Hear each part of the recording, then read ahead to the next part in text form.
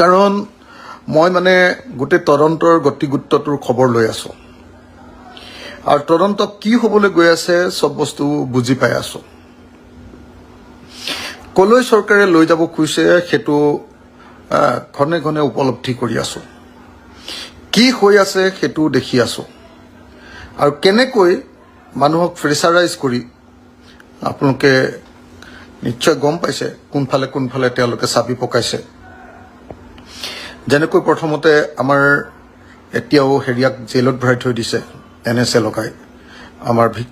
Victor দাসক যেনেকৈ আৰু এজন গায়কক গ্ৰেপ্তাৰ কৰিছিলে কি নাম আছিল আমাৰ ফুকন তেওঁকো গ্ৰেপ্তাৰ কৰিছিলে এতিয়া তাৰ পাছত বহুত মানুহক অত্যাচাৰ কৰিলে থানালৈ মাতি নিলে ভয় খুৱাই দিলে বহুত মানুহে ভয়ও খালে তাৰ পিছত বীৰ লাচিত সেনাৰ ল'ৰাকেইটাকো আপোনাৰ অত্যাচাৰ কৰিলে লাচিত সেনা সম্পৰ্কে যিয়ে নকওঁ লাগিলে কিন্তু এটা কথা ঠিক যে এবাৰ লাচিত সেনাক মানে চৰকাৰে যে যিটো অত্যাচাৰ কৰিছে নিৰ্যাতন কৰিছে এটোৰ বেসিক কাৰণ এবাৰৰ মানে যিটো আখু কাৰণ বুলি কয় আখু কাৰণ মানে একদম খৰটকি আসল কাৰণটো মানে এই একদম শেহতীয়া যিটো কাৰণ মানে আখু কাৰণ মানে কি কম মানে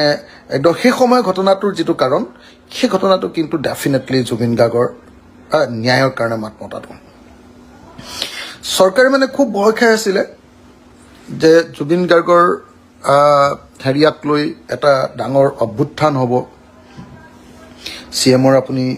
মানসিক হেৰিটো দেখি আছিলে তেওঁ ভাবি আছিলে যে নেপালৰ নিচিনা ঘটনা ঘটিব কোনেও কোৱা নাছিলে নেপালৰ নিচিনা ঘটনা ঘটিব বুলি কৈছিলে অকল মুখ্যমন্ত্ৰীয়ে তেওঁ ভাবি আছিলে তেওঁ ভয় খাই আছিলে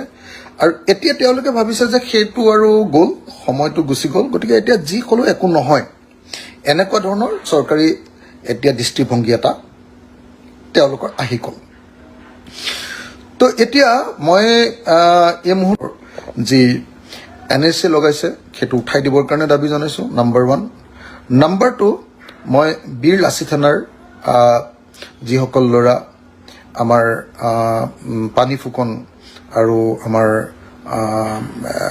কি কয় আমাৰ অসম কি কয় ইয়াৰ নাম আমাৰ